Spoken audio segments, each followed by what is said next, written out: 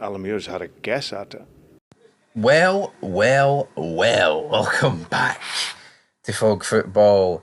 This has thrown the cat amongst the pigeons. We were adamant here on Fog Football that they got the correct decision because the ball looked out and we thought there was no way they would have disallowed this goal if they didn't know for a fact, 100%, that the ball had in fact crossed the line. Well, you know what? The SFA panel, they've held their hands up and said that the goal should have stood. So therefore, Fog Football, me, and on behalf of Jambo Bear, son of Scotland 90, we're going to hold our hands up. But let's be honest, folks. We're not the guys making the call. This is the SFA, right? And this is absolutely horrific, right? Yeah, I can joke and say, oh, Celtic get robbed and they should have drew that game against Hibs, but Rangers have been robbed. Hibs have been robbed. Dundee United have been robbed. Hearts have been robbed. Aberdeen have been robbed. Celtic have been robbed. Falkirk, well, no, maybe not Falkirk, you know what I mean? Every team is at the end of these horrific decisions for the SFA, right? The refereeing. We are. This is a diabolical decision now. Because I thought, well, you know what? They must have known. They must have known that it crossed out. And now we're here and it's not. Now, this is over on Sky Sports, this clip of the article. We will head over to Twitter soon to read the actual details. We'll get to that in a minute. So, the Maeda goal should have stood, says the SFA panel. Dyson Maeda's equaliser for Celtic at Hibs should have stood. That is the verdict of the SFA's key match incident panel after reviewing last weekend's 2-1 defeat for the Hoops at Easter Road. The 82nd... Look at the state of that, man. That's just Sky Sports. The 82nd RD minute goal was ruled out by VAR after it was deemed the ball had gone out of play for Alistair Johnson's cross.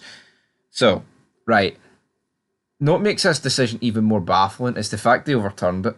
It's not like the assistant said the ball was in, right?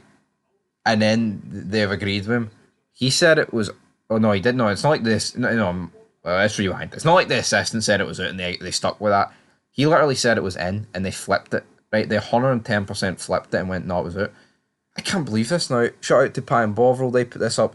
The latest KMI report shows the panel found one error in last week's game with 4-1 voting that they thought Celtic's equalising goal at Easter Road should have stood, with there being no factual basis for VAR overruling the on-field decision. An incident-packed midweek card is not included in the latest review. That would include, obviously, the likes of Sam Dalby, things like that. But again, I expect that factual information here, right? There's 5 people voting. I have no idea who the 5 people are. So it's ended up 4-1, right? It's ended up 4-1 voting that the goal should have stood.